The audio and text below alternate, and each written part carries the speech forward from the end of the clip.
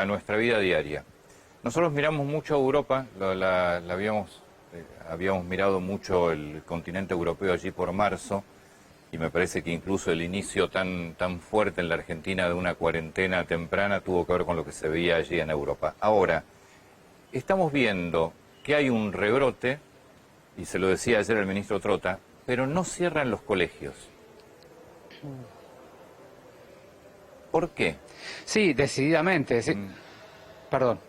No digo por qué, quiere decir que uno podría estar con los colegios funcionando.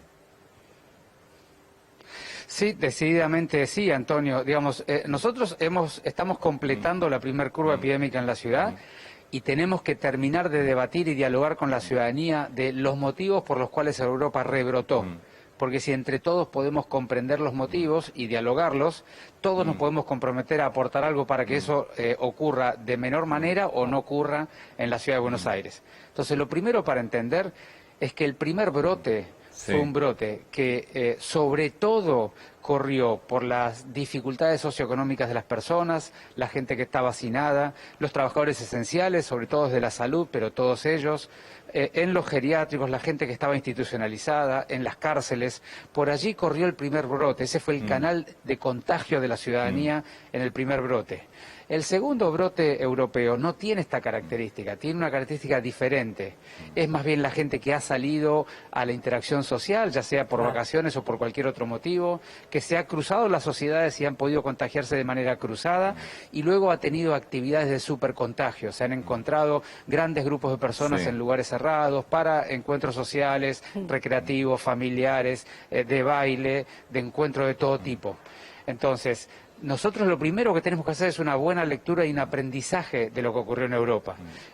Y no se trata de tener toda la economía cerrada, sino más bien para evitarlo, se trata de entender el mecanismo que lo generó. Porque los supercontagios son un pequeño grupo de escenarios sociales o de condiciones sociales que generan una gran cantidad de casos o de nuevos enfermos. Si podemos atacar específicamente los espacios y las actividades de supercontagio, seguramente no vamos a tener que estar discutiendo lo que hoy discuten los europeos. Y en ese escenario nosotros decimos, no hay cosas que no se pueden hacer. Lo que tenemos que aprender a partir de ahora es cómo se debe hacer cada cosa.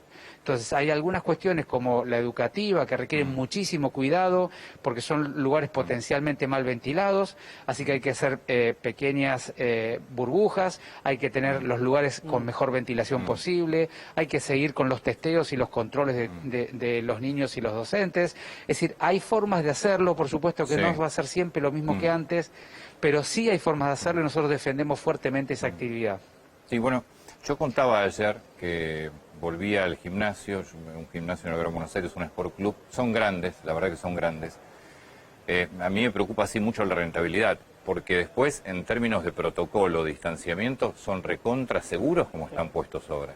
Porque se mantienen las distancias, la gente la verdad que es muy educada, está con el barbijo, está siempre desinfectando los aparatos. Es decir, se van a poder hacer las cosas, lo que ya tampoco sé desde el punto de vista rentable cómo va a ser, que este es otro problema, el económico tampoco va a volver a ser como antes. Por supuesto, Antonio, digamos, esta pandemia ha destruido todas nuestras dimensiones. Ahora, a los fines económicos, el peor escenario sería que tengamos un rebrote y haya que volver a cerrarlos, ¿no es cierto? No, pero yo digo, entonces, es que se pueden hacer las cosas, porque de hecho funcionan. Sí, claro. Y si la gente colabora, yo marco mucho lo del gimnasio porque me llamó la atención. Primero, cómo lo pusieron a la mitad, sacaron la mitad de las máquinas, las separaron, ahí tenés una responsabilidad empresaria enorme. Y la gente, la verdad, es que también responde. Entonces, se pueden hacer las cosas si nos cuidamos. Así es, ese es el gran aprendizaje que hemos hecho aquí en la ciudad, y es que cuando nosotros podemos empatizar con la ciudadanía e ir acompañando las necesidades que la ciudadanía tiene, la ciudadanía se dispone a hacerlo de una manera cuidada y el empresariado también. Así como vos nombrás los gimnasios, te tengo que nombrar casi todas las actividades económicas, entre ellos los bares, han demostrado una responsabilidad enorme y hay un cumplimiento muy alto. Por supuesto, siempre hay un pequeño grupo que pudiera incumplir, pero nosotros estamos orgullosos del vínculo que hemos construido con los ciudadanos y cómo hemos podido ir aprendiendo, ciudadanos y gobierno, de cómo manejar el día a día para poder agregar y avanzando con las actividades que tenemos que avanzar, pero decididamente hacerlo de una manera cuidada para no tener que retroceder, que es el punto más crítico, ¿no? Claro, depende, en realidad va a depender de nosotros y de cómo nos manejamos en verano. La responsabilidad social, ¿no? Por eso nosotros estamos intentando empezar un diálogo con la ciudadanía para explicarle qué significa, cómo se generó el rebrote y qué significa el rebrote. Y eso empieza por las actividades de interacción social diferente a la que tenemos durante el año, que ocurre en el verano, porque digamos, eso lo que hace es cruzar familias que habitualmente no se cruzan, cruzar lugares donde habitualmente no estamos, y eso facilita que el virus encuentre otros canales de comunicación o de circulación dentro de la sociedad.